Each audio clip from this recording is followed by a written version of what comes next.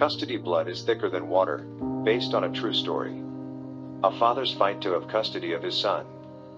Quote from Danial Mason. If you have a dream, then pursue that dream. Life is like a circle and seasons come and go.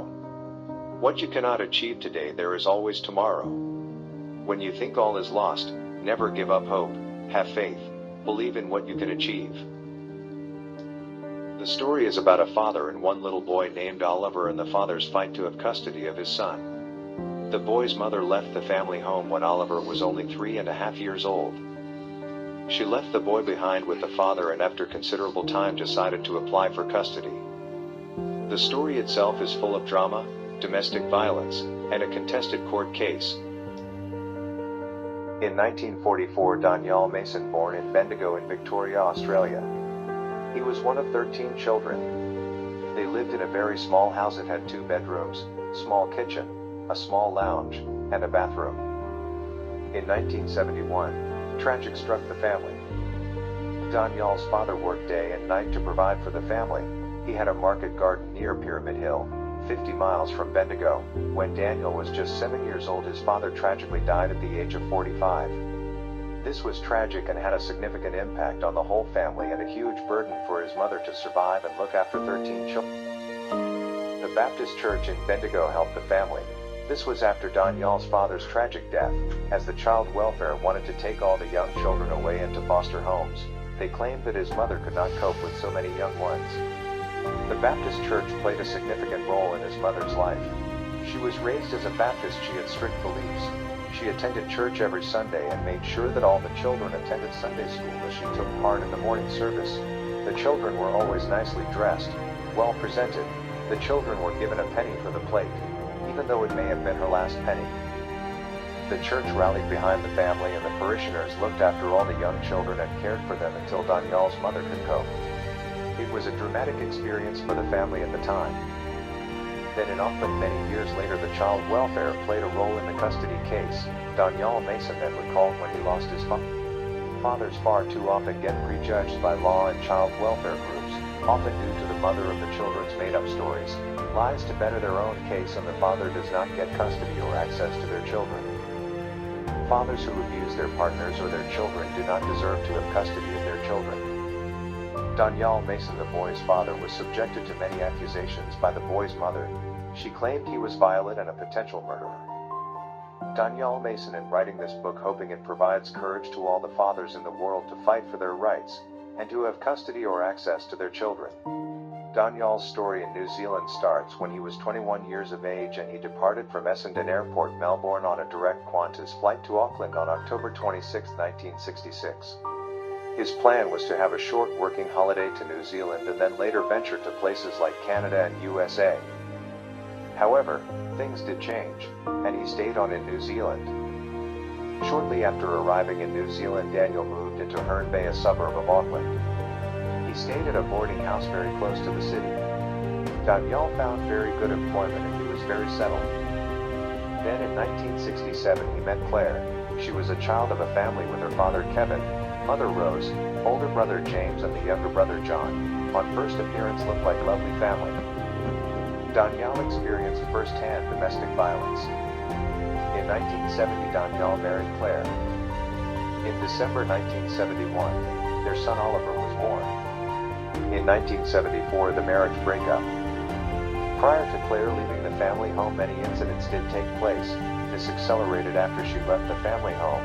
Many incidents you will find very hard to believe. Claire left the new family home not long after the family moved in. Oliver stayed behind with his father. The way she left and what took place when she did leave was hotly disputed. Claire leaving resulted in many incidents that involved the police, to the point where Danial was accused of being a potential murderer and he abused his wife. It came very clear Claire was having an affair for well over 12 months with her boss. This was despite all the stories and lies told by Claire to Daniel. Then there were allegations made was that he kept his son up late at night. Claim made he was present at drunken parties and was shown adult movies. In 1975, Claire's application for custody. This was a huge challenge for Daniel. He was faced with the law as it stood at the time, as it provided the mother of the children under 5 to have custody. Then the other challenge was finding a lawyer. This was very difficult. It created a very big dilemma for Danial. Danial desperately wanted to keep his son with him. He spent days to find a lawyer to represent him. They all said at best you may get access rights only. Danial was determined to challenge this. There was one big issue, as he did not have a lawyer. Time was running out as the court hearing at the Auckland Magistrates Court was now only 2 weeks away. Then something extraordinary happened that changed everything. Sometimes in life things happen that are very hard to explain. Danial had difficulty in finding a lawyer to represent him in the up-and-coming court case. He had a premonition to attend the Sunday church service. At the service there was a guest speaker and he spoke about family matters, single mothers and the family law system. It was after the service he was introduced to the guest speaker. The guest speaker was a prominent leader of the church. He then introduced Danial to a lady solicitor, a lawyer of distinction, who took on his case. You will read how brilliant her legal work was, outstanding, how she outwitted many including his ex-wife lawyer. The hearing at the Auckland's Magistrates Court is where Claire is asking the court for sole guardianship of Oliver, the child of the marriage. She also wants a maintenance order and to give Danial access rights only.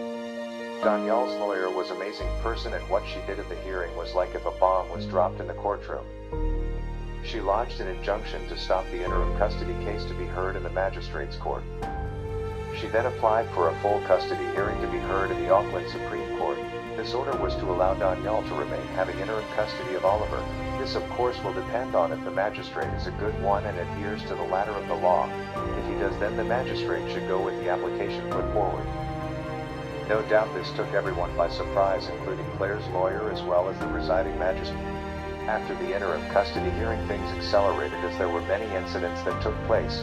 Many of these incidents played out in the custody hearing at the Supreme Court. Danial planned a dinner party which so happened to coincide the night of the interim custody hearing. It was claimed Danial had Oliver up all hours and he held a drunken party. Then there was Oliver's 4th birthday party and showing the movie The Sting. A lot was said about this night. It was difficult to fathom how one could forget one very special occasion when this movie was screened on Oliver's 4th birthday, let alone denying being there.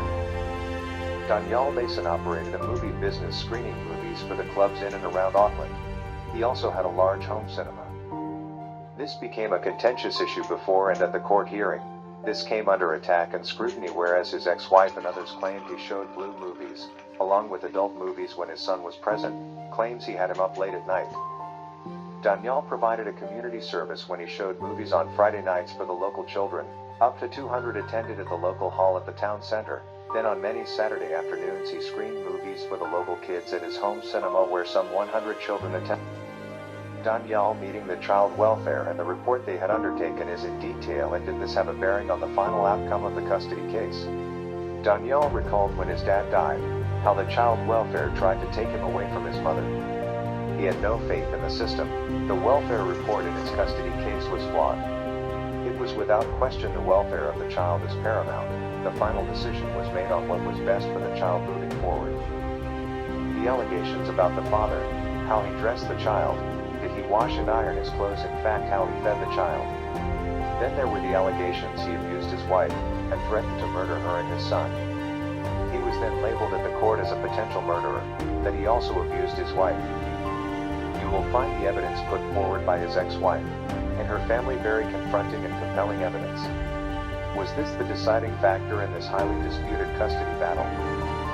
Then there were allegations about the kindergarten Oliver attended, that he was bashed up in the contentious issue about the Mother's Day card.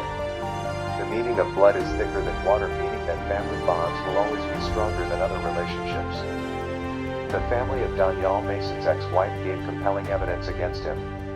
The judge did see through Rose MacDonald, as he remarked on the rather obvious dramatic change in attitude to her son-in-law Danial. He also says he has seen it, regarding their decisions to blame Mr. Mason for allegedly telling them lies about the circumstances surrounding his wife leaving the home, also leaving the child. She played a role in her daughter's confrontations with Danial and was present at many incidents that unfolded. The judge said in his opening address, "I am very conscious of what the lawyer for the mother has said, that one needs the wisdom of Solomon in a case as this." The judge gave a lengthy judgment, He had a very difficult task to make his decision on evidence that was fabricated and damning towards the father. The judge also stated, "This is a hotly disputed application for custody." This remark reflected onto the unusual custody case. This at the time recorded as being the longest custody case held in New Zealand with an unusual, overwhelmed verdict. The court case was over 5 days. In his final address stated, "One of the parties will leave the court greatly upset. The verdict will keep you guessing to the end. Did the father get custody or the mother?" The conclusion? Was this the end of the custody? Blood is thicker than water, time will tell. The judge in conclusion did give a stern warning to both parents. This is a must-read book. Custody. Blood is thicker than water. It covers many issues that will appeal to many. Fathers fighting for their rights to have custody or access to their children. The legal profession who deal in custody matters. Mothers and families not what to do in custody issues. Around the world there are many support groups to help fathers like Dads for Kids in Australia. Building men, growing fathers, changing generations. Since 2002, Dads for Kids has worked tirelessly to turn the tide of fatherless, which has been shown to cause significant social harms. Each year, they reach millions of people with encouraging fathering stories through TV, social media, radio, and their weekly email newsletter. Danial Mason is donating 10% of all book sales in Australia to this great organization. You could also consider making a tax-deductible donation today and ensuring the important work of Dads for Kids can continue. This story covers many issues that will appeal to many. Fathers fighting for their rights to have custody or access to their children. The legal profession who deal in custody matters. To read about Danial Mason's outstanding lawyer and her knowledge and delivery in court. Mothers and families not what to do in custody issues. The interest or anyone concerned about the ultimate impact of court proceedings, choices on a child's best interests, then this is a must-read book. All this should be considered by a wide range of readers interested in child custody matters and domestic violence. Quote from editor at Paperleaf Agency. You have an interesting story to share, one that shows intricacies of love, family, relationships, and human nature. It also sheds a light on how, in some instances, the law can be biased and one-sided. We appreciate you shedding light on the issues and difficulties some parents, particularly good and deserving fathers, that deal with when it comes to obtaining custody of their children. Overall, the book is a good read and will likely be enjoyed by readers. It was very heartwarming to read right to the end, where truth was given much importance. Congratulations on this amazing feat. Where to purchase the book? Worldwide you can download ebook now at website, Danial Mason Custody. You can purchase now online at Danial Mason's website. Soft cover and hardcover copies. Follow instructions on the website. Or you can purchase the book at Amazon, Barnes and Noble, and bookstores.